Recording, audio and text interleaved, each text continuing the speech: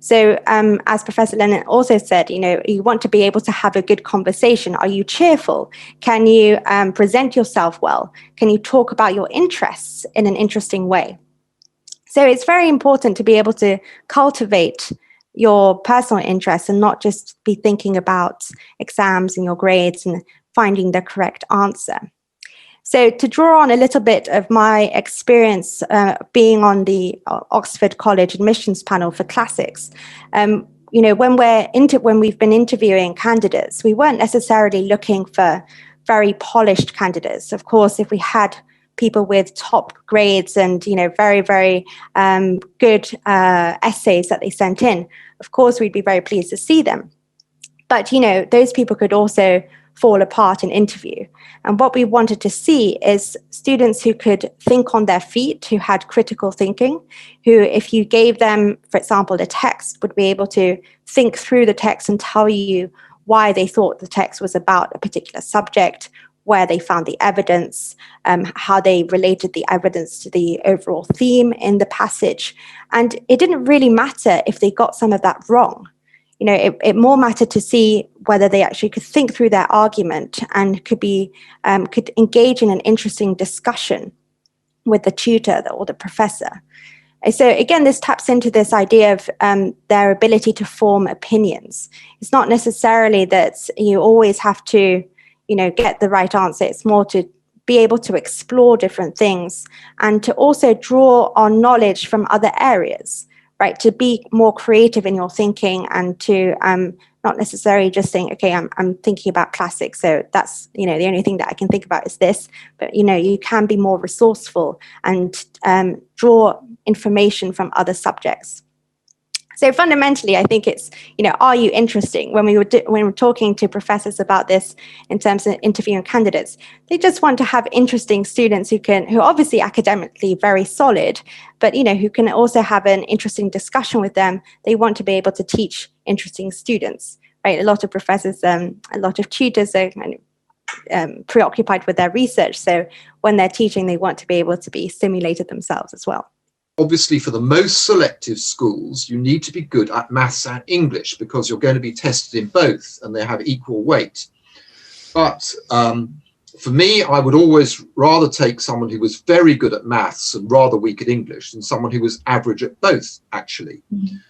So, but going back to your previous conversation with Liliana about English and the question of giving an answer, mm-hmm. Let me just say this, that if you're applying to a school like Harrow, you're going to be interviewed by the housemaster, the house parent, who's going to be looking after you day to day when you're there. Now, what they're thinking about is not so much, is this child going to be clever? Is this child going to be successful in exams? They want to know the answer to the question, is this child going to be happy in my boarding house in this school? Are they going to fit in? Are they going to be able to make friends? And so the important thing is for the Hong Kong children, when they're interviewed in that context, is to be able to speak up a bit. Because if they just appear to be very shy and give very short, very quiet answers, that immediately raises the question, is this child going to be able to socialize and communicate with other people? But it is true that the Hong Kong children that I took, who were usually very clever, I took them on the basis of their academic performance, and many of them did go actually to Oxford or Cambridge. But when we started teaching them, they were silent in the class. And so one of the things I think that we did for them was to teach them, force them actually to speak up in the class, which is more or less what Liliana was saying is necessary if you're going to be interviewed at a university like Oxford and Cambridge, or indeed a medical school. You've got to be prepared to express your views. And a lot of my pupils came from schools in Hong Kong where there were class sizes of 40 or more, and they were just not used to the idea that pupils were expected to ask questions of the teacher or express their views. So I think that what I'm saying is that there are two aspects to this. There's the academic performance, Can the child write good English? Yes, that is important, but there's also the spoken performance. Can the child express themselves effectively and enthusiastically and warmly in the context of an interview about their genuine interests?